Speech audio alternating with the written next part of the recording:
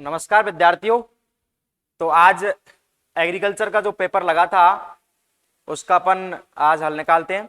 तो एक बार फिर से आपका Bhairav agriculture classes and academy Gangapur city के डिजिटल प्लेटफॉर्म पर आपका हार्दिक स्वागत है।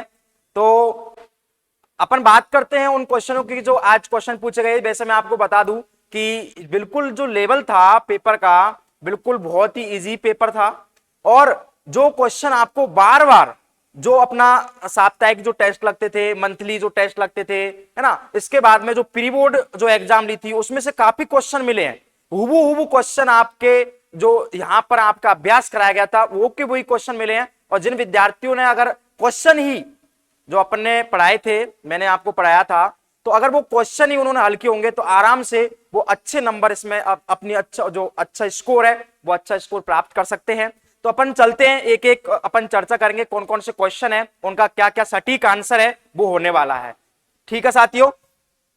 तो जैसा कि आपका पेपर लगा था आज एग्रीकल्चर का, कृषि विज्ञान का, इसमें से ऑप्शन वाले क्वेश्चन है बहुचयनात्मक। जो पहला क्वेश्चन था ये आधे आधे नंबर के थे आपके। इसमें से जो पहला क्वेश्चन था आपका वो था प्रजनक बीजों पर रंग का टैग लगा रहता है। मतलब जो प्रजनक जो बीज होता है उस पर कौन से रंग का टैग लगा होता है? तो प्रजनक बीज पर जो लगा होता है वो लगा रहता है सुनहरा पीला। आपको पता है बीज, मैंने आपको बताया था बीज 4 प्रकार के, वैसे अगर फाउंडेशन की दृष्टि से देखा जाए तो 5 प्रकार के होते हैं, परंतु वैसे अपन की जो बुक है उसमें 4 प्रकार के बीज दे रखे हैं। सबसे पहला आपका दे रखा है मूल केंद्रक बीज, दूसरा प्रजनक बीज, तीसरा आधार बीज और चौथा है आपका प्रमाणित बीज। तो मूल केंद्रक जो बीज है पहले नंबर का, उसमें कोई भी रंग का टैग लगा नहीं होता है। दूसरा आता है अपन का प्रजनक बीज, प्रजनक बीज पर अपन का लगा रहता है सुनहरा पीला। और अपन का तीसरा आता है आधार बीज, आधार बीज पर लगा होता है सफेद। और इसके बाद में चौथा आता है अपन का प्रमाणित बीज, उस पर लगा होता है नीले रंग का। तो ये जो इसका जो पहले का जो राइट आंसर है वो अपन का है दे सुनहरा पीला।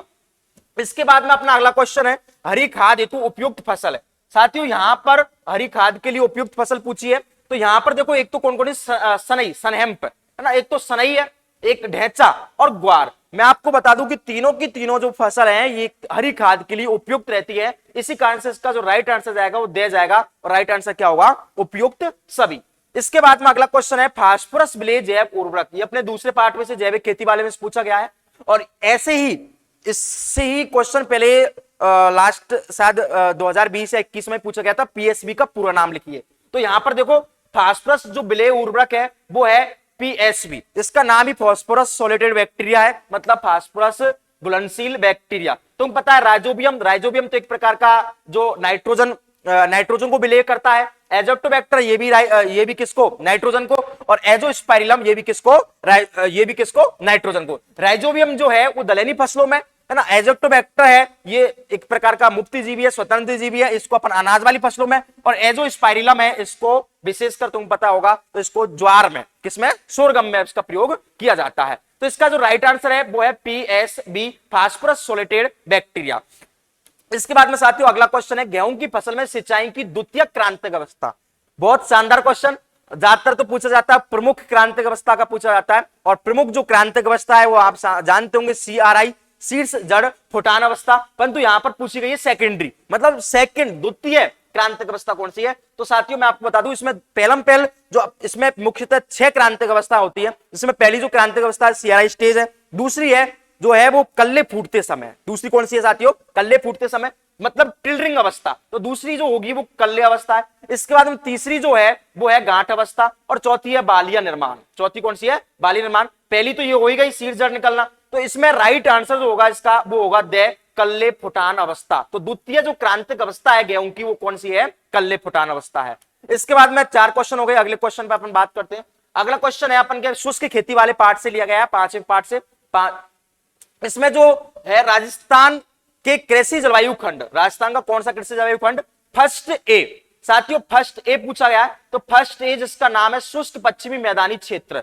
इसमें वार्षिक वर्षा की मात्रा पूछी है। मैंने आपको इंपॉर्टेंट करके भी लिखाया था ये क्वेश्चन, और मैंने आपको बताया था मैं कि देखो कितने कॉलम है, फर्स्ट, सेकंड, थर्ड और फोर्थ।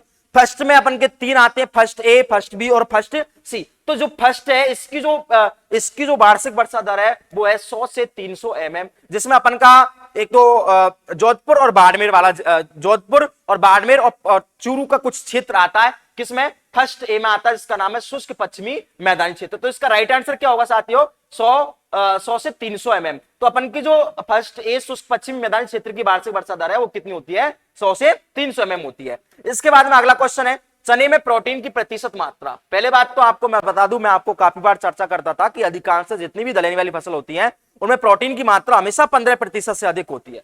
कितनी से, 15 से। अब देखो यहां पर 11%, ऑप्शन देखना 13%, 12%, मतलब तीनों में कम। तीनों में क्या है, कम। एक में 21, और मैंने आपको काफी बार बताया भी था कि चने में जो प्रोटीन की मात्रा होती है वो कितनी होती है, 21% होती है। कितनी होती है, 21। तो राइट आंसर इसका क्या होगा, 21% सी। इसके बाद अगला क्वेश्चन है, विटामिन बी वन की कमी से होने वाला रोग कौन सा है।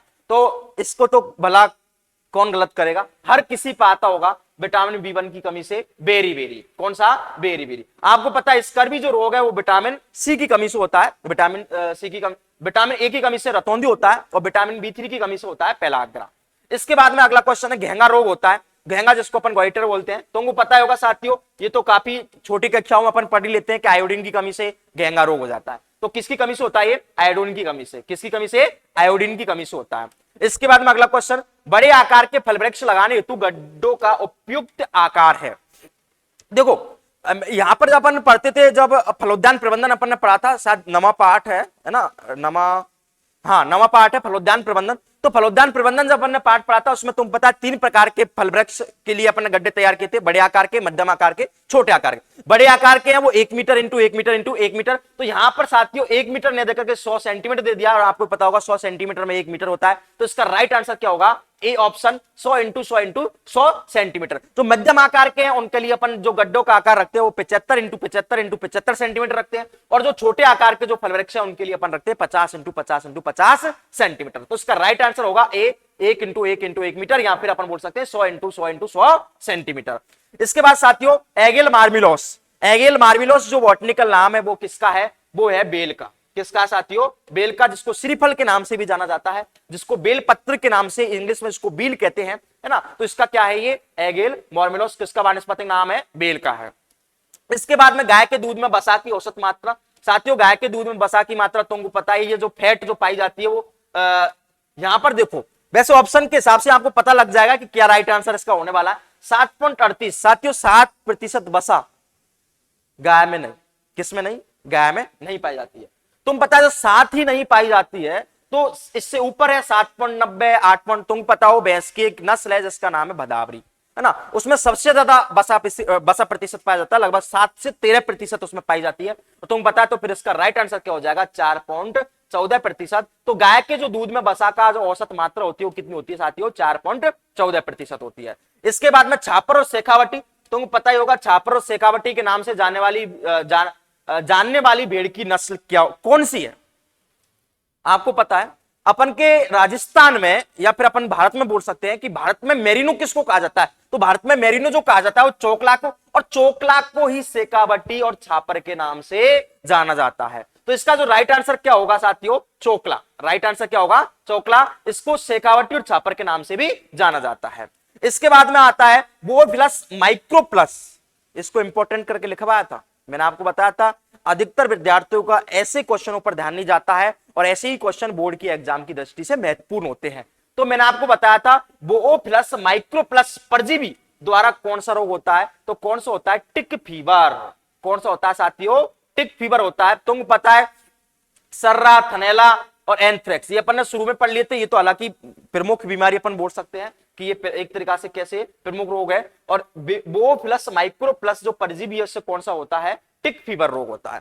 इसके बाद में अगला क्वेश्चन अपन का फल परीक्षण वाले पार्ट में से, भारत में प्रथम फल परीक्षण उद्योगशाला, मैंने भी आपको दिया था, आप देख लेना पेपरों में, है ना। तो भारत में प्रथम फल परीक्षण जो उद्योगशाला की स्थापना हुई थी वो मुंबई में हुई थी, कहां पर हुई थी साथियों, मुंबई में, और ये हुई थी 1920 में, 1920 में मुंबई में। इसके बाद अगला क्वेश्चन, मध में आने के पश्चात मादा पशु को गर्भित करवाने की सर्वोत्तम समावधि क्या है। ये क्वेश्चन शायद 2 या 3 बार दे दिया होगा मैंने, है ना। तो इसमें तुम पता है जो लास्ट के 12 से जो 18 घंटे उनके बीच जो मादा, जो कोई मादा पशु है वो किस में आता है, मध में आता है। तो उसको जो लास्ट के जो 12 से 18 घंटे होते हैं वो उसके गर्भित कराने का बहुत ही सर्वोत्तम क्या है, समय है। तो इसका राइट आंसर क्या हो जाएगा, ए ऑप्शन हो जाएगा, 12 से 18 घंटे के बीच। इसके बाद में गाय की भारवाही नस्ल, है ना, तुम बताइए साथियों, इसको तो हर कोई जानता होगा, नागौरी। तो गाय की जो भारवाही नस्ल है वो कौन सी है, नागौरी। आपको पता है साहिवाल और गिर, साहिवाल और गिर दोनों ही दुधारू नस्ल है। और थारपारकर ये कौन सी है, द्विकाजी नस्ल है। कौन सी नस्ल है साथियों, द्विकाजी है। तो इसका राइट आंसर कौन सा हो जाएगा, नागौरी हो जाएगा। इसके बाद में अपना दूसरा क्वेश्चन आ जाता है। दूसरा क्वेश्चन है वो अपन के रिक्त स्थान आ जाते हैं। वैसे तो रिक्त स्थान देखा जाए तो थोड़ा टफ रहते ही हैं, परंतु इसमें बिल्कुल इजी रिक्त स्थान पूछे गए, डायरेक्ट टू लाइन। मैंने आपको जैसे लिखाए हैं लाइन टू लाइन, वैसे के वैसे इसमें से आए हैं। तुम पता है जो पहला क्वेश्चन है रिंजका के बीजों का राइजोबियम प्रजाति के जैव उर्वरक द्वारा बीजोपचार किया जाता है। तुम पता ही होगा रिंजका में अपन राइजोबियम की कौन सी प्रजाति, मेलिलोटी प्रजाति काम में लेते हैं। कौन सी प्रजाति, मेलिलोटी प्रजाति अपन काम में लेते हैं, किसमें, रिंजका में। तुम पता हो तो रिंजका में और मेथी में, रिंजका में और मेथी में राइजोबियम की कौन सी प्रजाति, मेलिलोटी। तो इसका राइट आंसर क्या हो जाएगा, मेलिलोटी हो जाएगा। इसके बाद दूसरा क्वेश्चन अपन की शुष्क खेती वाले पार्ट में से पूछा गया है। हमारे देश के कुल शुद्ध प्रतिशत, कुल कृषि क्षेत्र का लगभग यहां पर कितना प्रतिशत क्षेत्र वर्षा पर आधारित है। तो मैं आपको बता दूं कि कितना, 58%।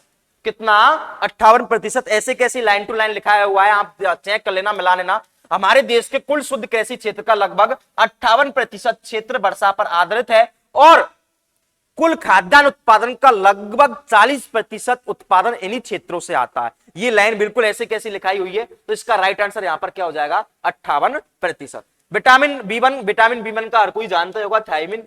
ये तो आप केमिस्ट्री में भी पढ़ते हो। विटामिन बी वन का जो रासायनिक नाम है वो क्या है, थायमिन है।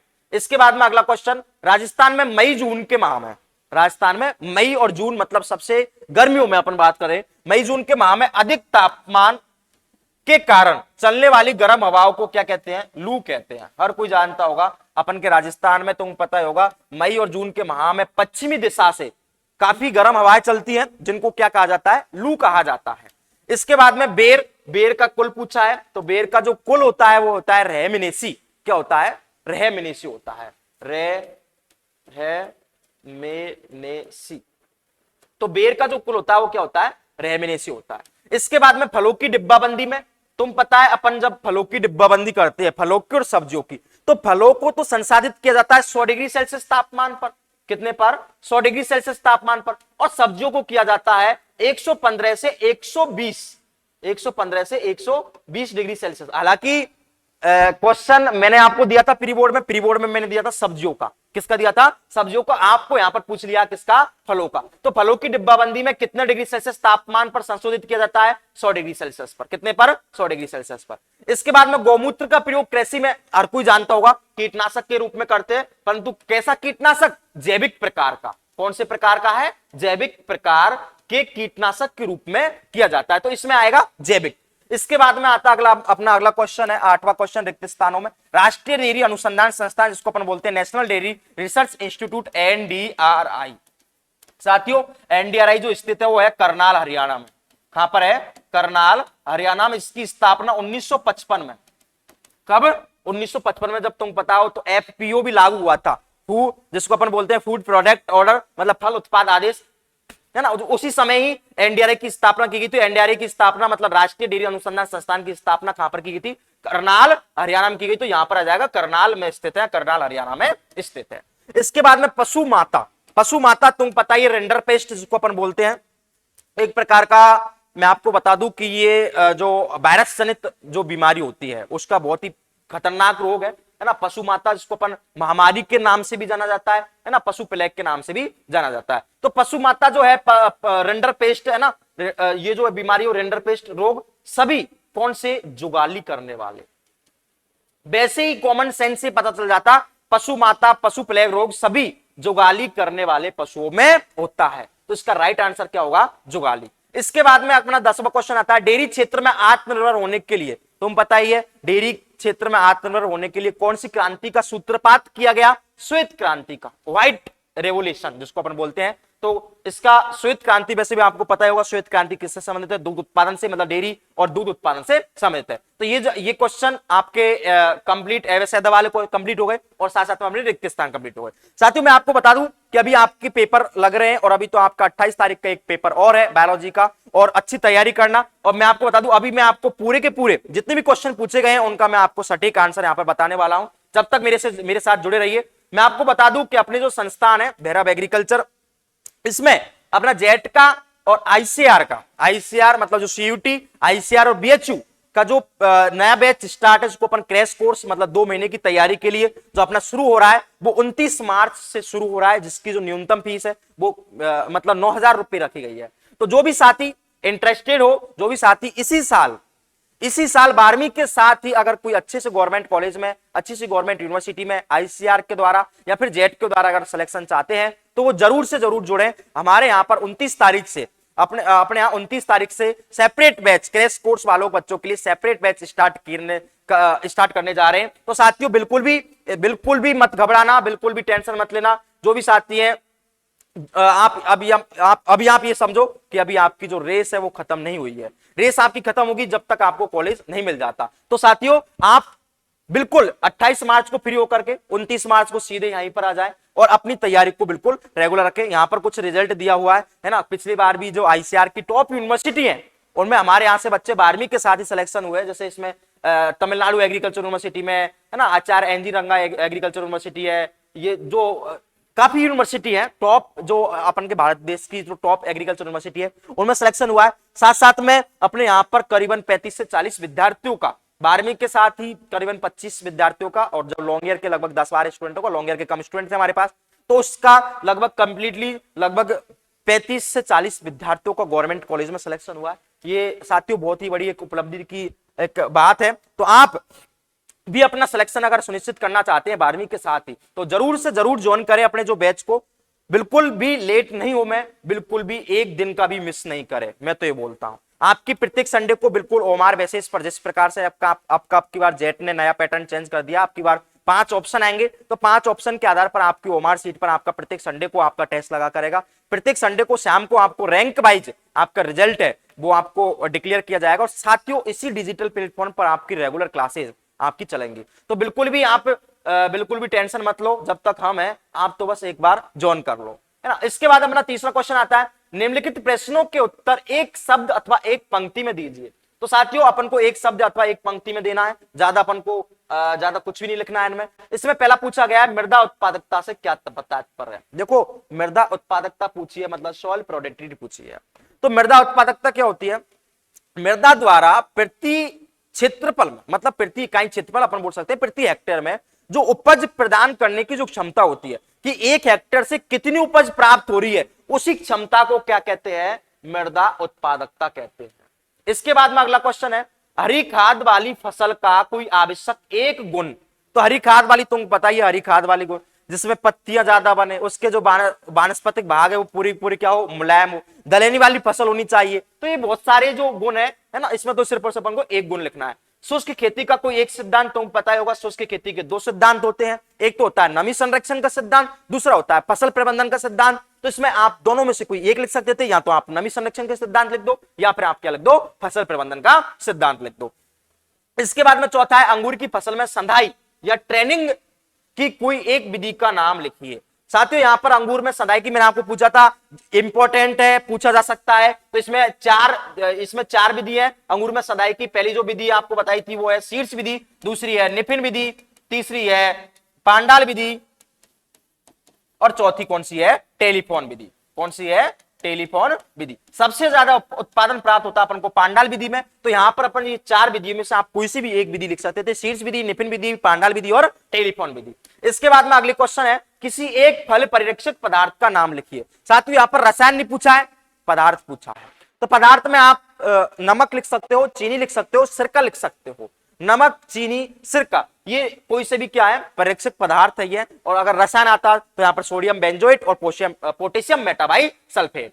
इसके बाद में मालपुरा नस्ल की कोई एक विशेषता। साथियों मालपुरा जो नस्ल है वो एक भेड़ की नस्ल है, और तुमको पता ही होगा इसके उत्पत्ति स्थल जो टोंक जिला है उसकी मालपुरा तहसील, और इसका जो एक विशेषता, पहली बात तो इसका जो मुंह होता है भूरे रंग का होता है, और साथियों इसके मुंह पर, टांगों पर और पूरे शरीर पर क्या पाई जाती है, ऊन पाई जाती है। इसकी एक प्रमुख विशेषता है ना। इसके बाद अगला क्वेश्चन, खुरपका एवं मुंहपका रोग का कोई एक लक्षण लिखिए। इजी क्वेश्चन, खुर पका मुंह पका, खुर पक गया मुंह पक गया, किससे पड़ गया, छालों से। किससे, छालों से। तो इसमें खुरों में छाले पड़ जाते हैं और मुंह में भी क्या पड़ जाते हैं, छाले। मुंह में छाले पड़ जाते हैं तो तुमको पता है लार, और एक प्रकार से लार निकलती है मुंह से, और एक प्रकार से चिपचिपाहट की सी ध्वनि उत्पन्न होती है। खुरों में क्या पड़ जाते हैं, छाले पड़ जाते हैं, जिससे पशु क्या करता है, लंगड़ा कर चलता है। इसके बाद में खाज एवं खुजली रोग का एक उपचार। साथियों खाज और खुजली हो गई है तो उसका रोग उपचार क्या करेंगे, जो सल्फर पाउडर होता है, इसमें एक उपचार पूछा है, सल्फर पाउडर को क्या करो आप लगाओ, और आप जहां पर खुजली हुई है वहां पर अपन को क्या करना है, सल्फर पाउडर को लगाना है। इसके बाद में उत्तम बीज को कोई 3 गुण, यहां पर क्वेश्चन लघुत्रात्मक आ गई, जिनकी शब्द सीमा लगभग 50 शब्द होती है, ये अपन के खंड बे में आते हैं। तो उत्तम बीज के कोई 3 गुण देखो। उत्तम बीज कौन से होते हैं, वे बीज जिनकी स्थानीय किस्मों की तुलना में उनकी उपज है वो 15 से 20% क्या होती है, अधिक होती है, तो वो उत्तम बीजों की श्रेणी में आते हैं। इसके कौन कौन से गुण है साथियों, आनुवांशिक शुद्धता, भौतिक शुद्धता, अंकुरण प्रतिशत। पहली बात आनुवांशिक शुद्धता, आनुवांशिक जो शुद्धता है वो लगभग 99% से अधिक होनी चाहिए, भौतिक शुद्धता भी 99% से अधिक होनी चाहिए, अंकुरण प्रतिशत अधिक होना चाहिए, और साथ साथ में जो वास्तविक उपयोगिता मान, रियल वैल्यू जो है उसका मान 75% से अधिक होना चाहिए। ये अपन के उत्तम बीज के क्या है, गुण है।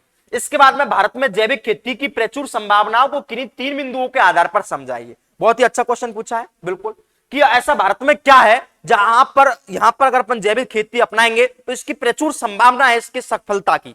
तो देखो साथियों, पहली बात तो यहां पर संसाधनों की उपलब्धता है। अपन जैविक खेती करते हैं, जैविक खेती के लिए अपन को चाहिए, तुमको पता है ज्यादातर अपन को कृषि अवशेष चाहिए। कृषि अवशेष यहां पर है, गोबर चाहिए, गोबर यहां पर है क्योंकि पशुपालन बहुत बेहद तरीके से यहां पर किया जाता है। तो पहला तो बिंदु कौन सा हो जाएगा, संसाधनों की उपलब्धता। दूसरी बात, यहां पर पेस्टिसाइडों की कमी है, पेस्टिसाइड या केमिकल जो भी है उनकी कमी है, तो सीधी सी बात है यहां पर जो जैविक उत्पाद बनेगा उसको ज्यादा महत्व दिया जाएगा। साथ साथ में यहां पर कृषि जो अपशिष्ट है उनकी भी काफी मात्रा में उपलब्धता है, और साथ में यहां पर अपन के पूरे भारत में जो जैविक खेती प्रमाणीकरण जो संस्था है वो काफी बनी हुई है। तो अगर अपन जैविक खेती करेंगे तो तुरंत अपन को क्या मिल जाता है, लाइसेंस सर्टिफिकेट मिल जाता है, 1-2 साल का समय लगता है। तो इस कारण से जिसको सर्टिफिकेट मिलेगा तो वो तो सिर्फ और सिर्फ जैविक खाद ही अपनाएगा। तो इसी कारण से जैविक खेती की यहाँ पर क्या है, भारत में जैविक खेती की प्रचुर संभावना है। तो ये 3-4 पॉइंट है, इनको आप आसानी से लिख सकते हैं। सिंचाई के कोई 3 उद्देश्य, कितनी बार दे दिया होगा पेपर में, सिंचाई के कोई 3 उद्देश्य सिंचाई है पाले से बचाने में, है ना। तुम पता ही होगा कोशिका जो है, पौधे की जो कोशिका है उसका कोशिका द्रव्य का प्रमुख क्या है, घटक है ना। पाले से बचाने में सहायक होती है, पोषक तत्वों के किसमें, अवशोषण में सहायक होता है, फसलों को मतलब तापमान को नियंत्रित करता है। तो ये सिंचाई के क्या है, उद्देश्य है। इसके बाद में साथ साथ में लवणों के निक्षालन में, लीचिंग में भी सहायक होता है। जीवी ग्राफ्टिंग का नामांकित चित्र बनाकर समझाइए। साथियों मैंने आपको टी कलिकान और जीवी ग्राफ्टिंग इंपॉर्टेंट बताए थे कि ये इंपॉर्टेंट है, क्वेश्चन पूछे जा सकते हैं, है ना। और आपको तो पता ही होगा प्रैक्टिकल में भी ये क्वेश्चन आया था, जीवी ग्राफ्टिंग का नामांकित चित्र बनाकर समझाइए। जीवी ग्राफ्टिंग का तुम पता है, इसमें इस प्रकार से मैं आपको इसको बड़ा करके बता देता हूं कि किस प्रकार से आपको इसमें चित्र बनाना है जीवी ग्राफ्टिंग का। जीवी ग्राफ्टिंग में सबसे ऊपर अपन सांग को डाली और नीचे क्या है, मूल ग्रंथ है। सांग को डाली और नीचे क्या है, मूल ग्रंथ। इसमें क्या करेंगे, जीव के आकार का कट लगाएंगे। जीव के आकार का कट अपन लगा सकते हैं। देखो जीव के आकार का अपन कट किस प्रकार से लगाते हैं,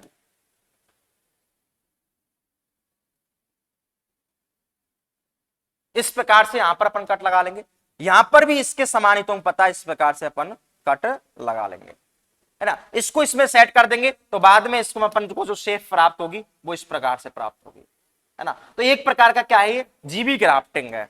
एक प्रकार का क्या है, जीवी ग्राफ्टिंग। तो बिल्कुल इजी है, बिल्कुल आपको सिर्फ और सिर्फ चित्र बनाना है। जिन भी विद्यार्थियों ने इस प्रकार का चित्र बनाया होगा उसका बिल्कुल भी नंबर नहीं कटेगा। इसके बाद में अपना अगला क्वेश्चन, अगले क्वेश्चन की चर्चा कर लेते हैं।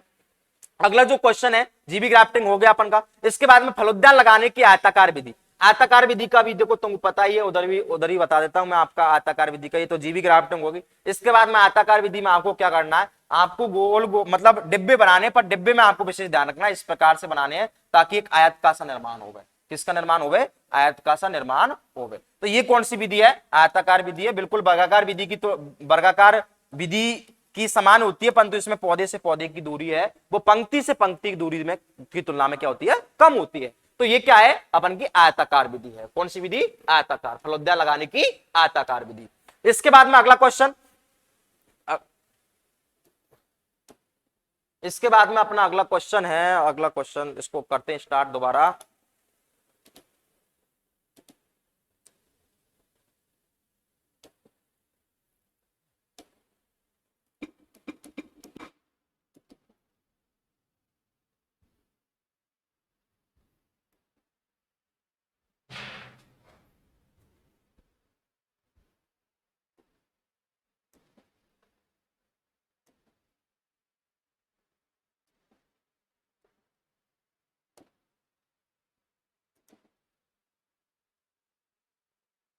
अभी रुको, अभी कहीं नहीं जाना, अभी देखते रहना, पूरी वीडियो देखनी है आपको।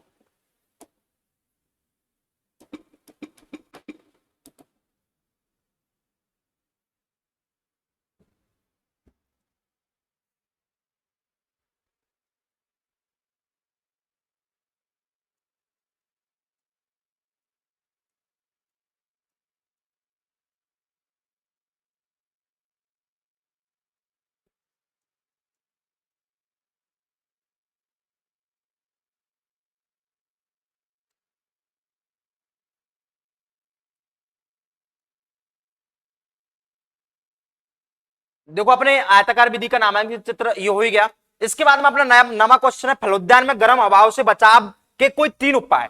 फलोद्यान में जो गर्म हवा चल रही है, गर्म हवा मतलब लू, और लू किधर से चलती है? पश्चिम दिशा से। कौन सी दिशा से? पश्चिम। तो पहली बात तो पश्चिम दिशा की ओर अपन को क्या लगा देना चाहिए? वायुरोधी वृक्ष लगा देना चाहिए, पहला तो उपाय हो गया। दूसरा अपन का बचाव हो गया कि जो फलोद्यान में जितने भी अपन के फल वृक्ष लगे हुए उन पर अपन को चूने का लेप करना चाहिए। तुम पता ही है चूने का जो लेप किया जाता है वो किसके लिए? गर्म हवाओं के लिए, या फिर अपन बोल सकते हैं कि किसके लिए? लू के लिए। तो लू के लिए। और तीसरा अपन को पानी की या सिंचाई का एक स्थायी स्रोत होना चाहिए। क्यों? क्योंकि अगर गर्म हवा चलेंगी तो तापमान बढ़ेगा, तापमान बढ़ेगा, वाष्पीकरण की दर बढ़ेगी, वाष्पोत्सर्जन की दर बढ़ेगी, और वाष्पोत्सर्जन की दर बढ़ेगी तो पौधे में किसकी कमी आ जाएगी? पानी की। तो तुरंत के तुरंत अपन को क्या करना चाहिए? सिंचाई करनी चाहिए। तो ये नवा क्वेश्चन। इसके बाद में अपन का 10वां क्वेश्चन है, पशु आहार प्रबंधन में ध्यान रखने योग्य कोई 3 बिंदु लिखिए।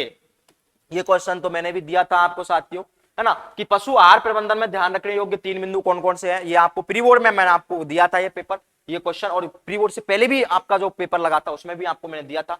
पशु आहार प्रबंधन में पहली बात तो पशु जो आहार है वो स्थानीय मतलब अपने आसपास ही मिल जाए, स्थानीय होना चाहिए, क्योंकि ज्यादा अपन को लागत नहीं लगानी पड़े। साथ साथ में अपन को जो सूखा जो शुष्क जो चारा है उसके साथ में हरा चारा अपन को मिलाना चाहिए। पशु जो चारा है हमेशा नांद में ही मिलाना चाहिए, है ना, मतलब नांद में ही डालना चाहिए, और नांद जो है पशु चारा मिलाने की वो बिल्कुल साफ सुथरी होनी चाहिए। साथ साथ में जो भी अपन के संरक्षित चारे हैं जैसे हे और साइलेज, तो हे और साइलेज को अभी अपन को क्या करना चाहिए? पशु चारे में मिश्रण करना चाहिए।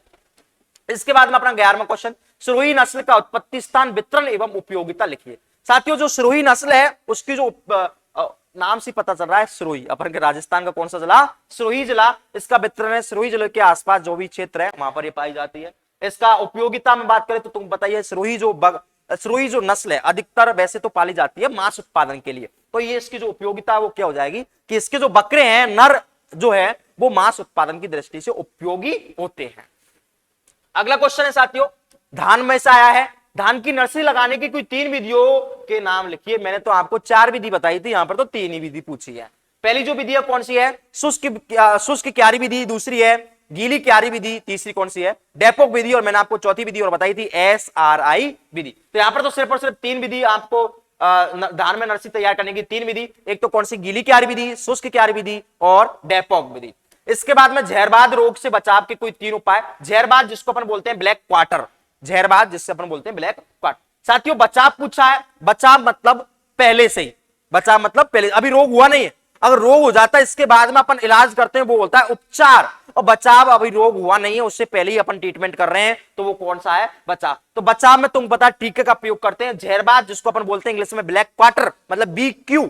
तो साथियों प्रत्येक, पहला तो बचाव भी हो जाएगा कि प्रत्येक वर्ष जून माह में, कब, जून माह में, तो प्रत्येक वर्ष जून माह में BQ का 5 ml का, BQ का 5 ml का अंत्यत्वचीय क्या लगाना चाहिए, टीका, क्या लगाना चाहिए, टीका। तो इसमें जो जहरवाद रोग से बचाव के पहला तो क्या हो जाएगा, BQ का टीका, BQ का टीका 5 ml अंत्यत्वचीय। इसके बाद में दूसरा बचाव क्या हो जाएगा कि पशु जहां पर पशुओं को अपन रखते हैं वहां पर पशु का आवास है, जो पशु आवास है उसको अपन को समय समय पर फिनाइल से अपन को धोना चाहिए। और तीसरा बात यह है कि जब भी आपको लगे कि ये जो पशु है ये इसमें थोड़ा सा भी लक्षण अगर इस प्रकार के दिख रहे हैं कि रोगी हो सकता है तो उसको तुरंत ही अलग कर देना चाहिए, मतलब रोगी पशु को स्वस्थ पशु से तुरंत ही अलग कर देना चाहिए। ये कौन से रोग का है, जहरबाद रोग से बचाव। इसके बाद में यहां पर पूछ लिया, देखो उपचार यहां पर पूछा है, उपचार यहां पर मतलब अब पशु में कौन सा रोग हो गया है, फड़किया रोग हो गया है और अपन को यहां पर क्या करना है, उपचार करना है। तो देखो फड़किया तुम पता ही एक प्रकार का कैसा रोग है, जीवाणु जनित रोग है, एक प्रकार का कैसा है, जीवाणु जनित रोग है।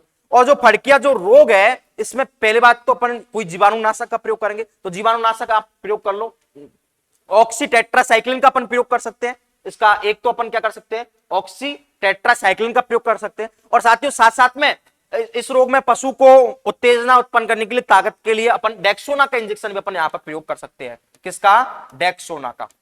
तो एक तो कौन सा हो गया ऑक्सीस्टेप्टोसाइक्लिन, एक कौन सा हो गया डेक्सोना का अपन यहां पर प्रयोग कर सकते हैं। तो ये अपन के क्या है, रोग से बचाव के उपाय। इसके बाद में अपन का 15वां क्वेश्चन आता है, ऑपरेशन फ्लड के द्वितीय चरण का संक्षिप्त में वर्णन कीजिए। देखो ऑपरेशन फ्लड है वो भारत में 3 चरणों में चलाया गया था, प्रथम चरण, द्वितीय चरण और तृतीय चरण। द्वितीय चरण की जो शुरुआत की गई थी वो 1 जुलाई 1978 को की गई थी। कब की गई थी साथियों, 1 जुलाई 1978। तो द्वितीय जो चरण की जो शुरुआत की गई थी वो 1 जुलाई 1978 को की गई थी। और इसमें क्या क्या मतलब संक्षिप्त में वर्णन करना है, इसमें क्या क्या था, इसमें जो पहले चरण में जो भी कमी रह गई थी उसको दूसरे चरण में पूरा किया गया था। और साथ साथ में 1993 से 1993-94 तक मतलब 100% अनुदान पर एकीकृत डेयरी कार्यक्रम भी चलाया गया था, है ना। कौन सा, ICDP मतलब एकीकृत डेयरी विकास कार्यक्रम भी चलाया गया था, बिल्कुल 100% अनुदान पर था। साथ साथ में यहां पर जितने भी जो पशुपालक हैं उनको मोटिवेट किया गया था, पशुपालकों को मोटिवेट किया गया था कि अधिक से अधिक पशुपालन करें ताकि अधिक से अधिक अपन को दुग्ध उत्पादन प्राप्त हो। तो इसका ये प्रमुख क्या था, ये प्रमुख वर्णन था कौन से का, द्वितीय चरण का। इसके बाद में अपन का क्वेश्चन दीर्घ उत्तरी में आते हैं। दीर्घ उत्तरी में अपन खरपतवार वाले पार्ट में से पूछा गया, खरपतवार वाले पार्ट में से पूछा गया खरपतवारों के भौतिक एवं यांत्रिक नियंत्रण की 3 विधियों का वर्णन कीजिए। 3 विधि कोई सी भी ले लो, हाथ से उखाड़ना, है ना, या फिर निराई उड़ाई करना, या फिर जलाना, जल प्लावन करना, सौर मृदा सौरीकरण। तो ये सारी की सारी जो विधि है वो कौन सी है, भौतिक और यांत्रिक विधि है, जिनको अपन फिजिकल और मैकेनिकल कंट्रोल कहते हैं। इसके बाद में अथवा में था रासायनिक खरपतवार नियंत्रण के अंतर्गत शाकनाशियों, किसको, शाकनाशियों को, हर्बिसाइडों को उनके गुण एवं विशेषताओं के आधार पर, तुम बताइए उनके गुण एवं विशेषताओं के आधार पर 4 प्रकार से अपन इसको विभाजित करते हैं। पहला जो है वर्णात्मक व अवर्णात्मक शाकनाशी, दूसरा है मृदा सक्रिय व पत्र सक्रिय, तीसरा है संपर्क व स्थानांतरित, और चौथा कौन सा है, मृदा जीवाणुनाशक व मृदा धूमक शाकनाशी। तो इस प्रकार से भी अपन इसको भी कर सकते हैं, दोनों के दोनों इजी क्वेश्चन थे बिल्कुल ही।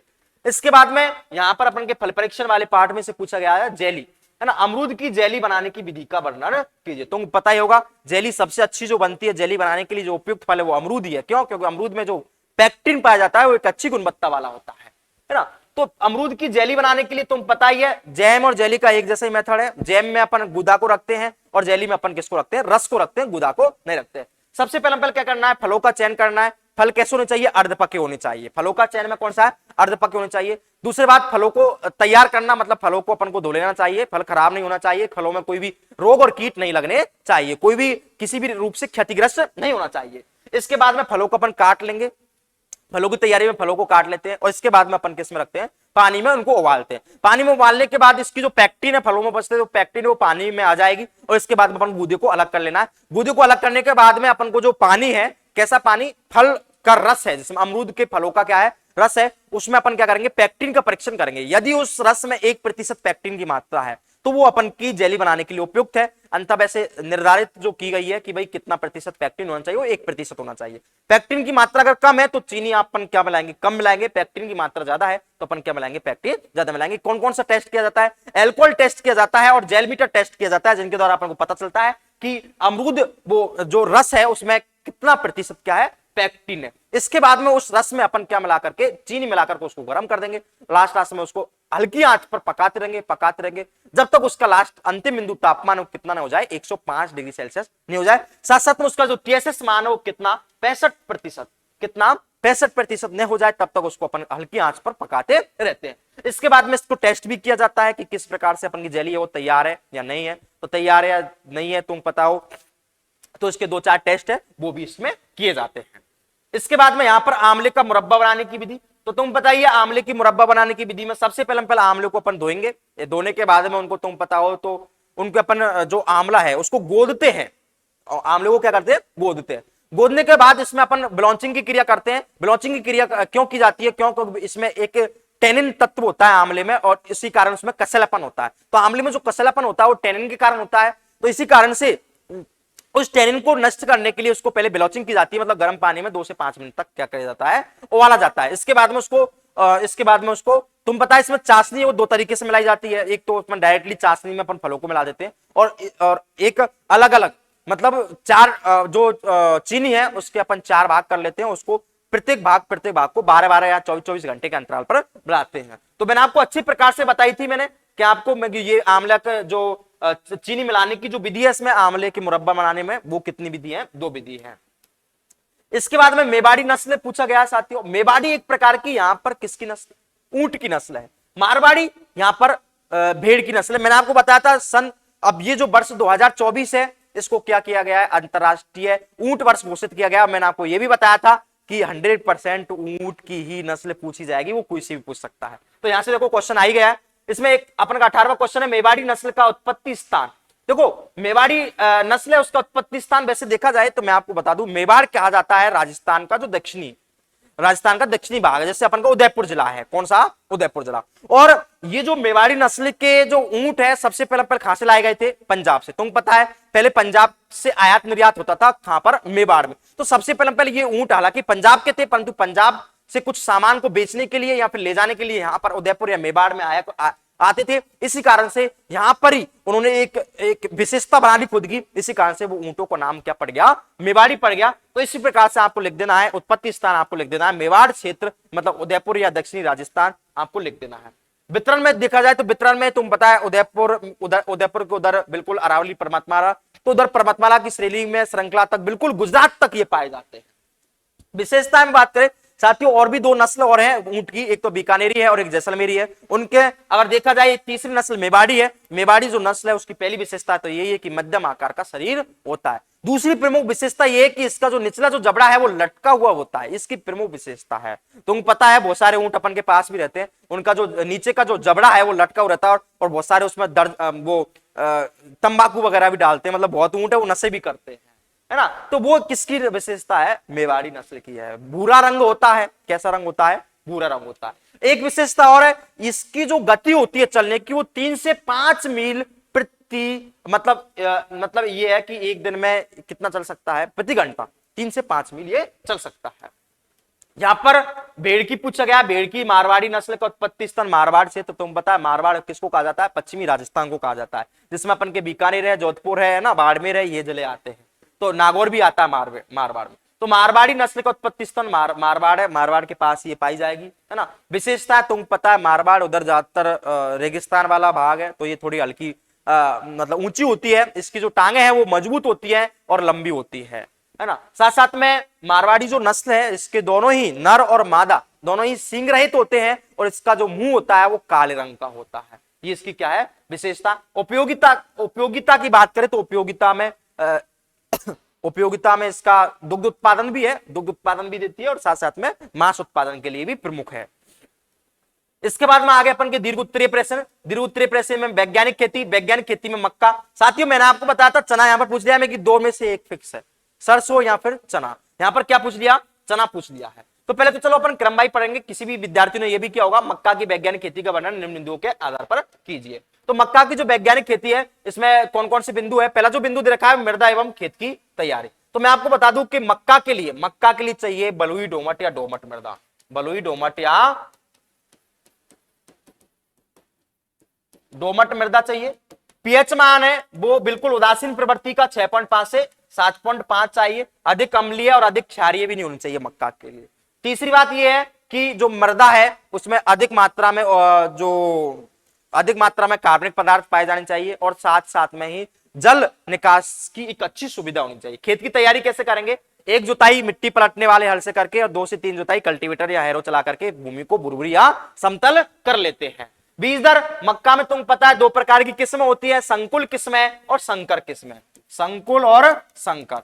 संकुल किस्मों की जो बीज दर होती है वो 18 से 20 किलोग्राम प्रति हेक्टेयर होती है। और संकर की ध्यान रखना, एकमात्र अपन की सस्य विज्ञान में ऐसी फसल जिसकी संकर किस्मों की बीज दर कम न होकर के क्या होती है, ज्यादा होती है, मतलब 20 से 22 किलोग्राम प्रति हेक्टेयर। ये उसका हो गया बीज दर। बीजोपचार में बात करें तो तुम पता ही है अनाज वाली फसल है, अनाज वाली फसल है तो अपन किससे अपन कर सकते हैं? कोई भी अपन यहाँ पर फंगीसाइड का अपन प्रयोग कर सकते हैं, जैसे अपन थायरम कर सकते हैं, कैप्टोन कर सकते हैं। आपको लेना है मात्रा 2 ग्राम प्रति किलोग्राम बीज के हिसाब से। तो बीजों को बुवाई से पूर्व बीजोपचार करने के लिए 2 ग्राम प्रति किलोग्राम बीज के हिसाब से थायरम से या कैप्टोन से अपन को बीजोपचार करना चाहिए। 4 उन्नतशील किस्मों की बात करें, 4 उन्नतशील तुमको पता होगा, मैंने काफी बार बताया है आपको कि मक्का का और धान का अपन के राजस्थान में जो अनुसंधान जो सेंटर है वो कहां पर है? बांसवाड़ा में। कहां पर है? बांसवाड़ा में। तो बांसवाड़ा में तुम पता है तो एक नदी है वहां पर, माही नदी, और वहां से वैरायटी भी निकली हो तुम बताओ तो माही कंचन और माही धवल। तो 2 वैरायटी तो मक्का की यही हो गई, माही कंचन, दूसरी कौन सी है? माही धवल। तुम बताए और भी वैरायटी है जो एस के बसल द्वारा भी विकसित की गई थी, HQPM फर्स्ट, HQPM 5 है ना, हाई क्वालिटी प्रोटीन में जिसको अपन कहते हैं। साथ साथ में गंगा 5, गंगा 11, नवजोत है ना, बस्सी सेलेक्टेड। तो ये सारी की सारी वैरायटी वो किसकी है? मक्का की वैरायटी। यहाँ पर 4 किस्म पूछी है, 4 आप कुछ भी लिख सकते हो। पादप संरक्षण में साथियों आपको विशेष ध्यान रखना है, आपको कीट भी लिखने हैं और रोग भी लिखने हैं। यहाँ पर सिर्फ और सिर्फ नाम लिख सकते हो आप, कोई दिक्कत नहीं है। यहाँ पर कीटों में बात करें तो कीटों में एक प्रेरो मक्खी लगती है, मतलब तनाछेदक, प्रेरो मक्खियां तनाछेदक, और साथ साथ में इसमें सफेद लट भी लगती है, सफेद लट और दीमक भी इसमें लगती है, वो आप लिख सकते हैं। यहाँ पर रोगों में बात करें तो रोगों में ये तो इसमें लगता है तुलासीता रोग। कौन सा रोग लगता है? तुलासीता, मृदु रोमिल आसिता। साथियों इसको पता नहीं क्या हो रहा है, ऑटोमेटिकली ये बंद होता जा रहा है, पता नहीं क्यों।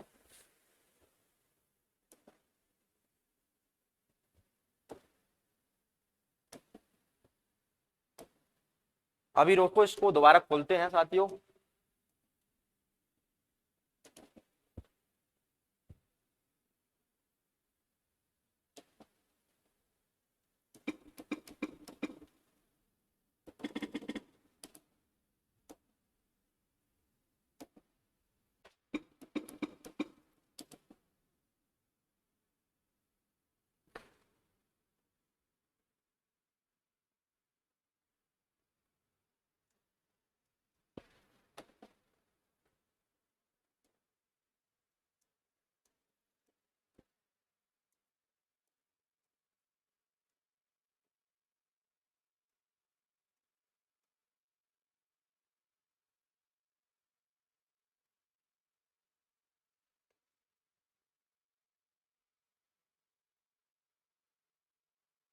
तो यहां पर मक्का में कंप्लीट हो गया। इसके बाद अपन का चना की खेती का पूछा गया है।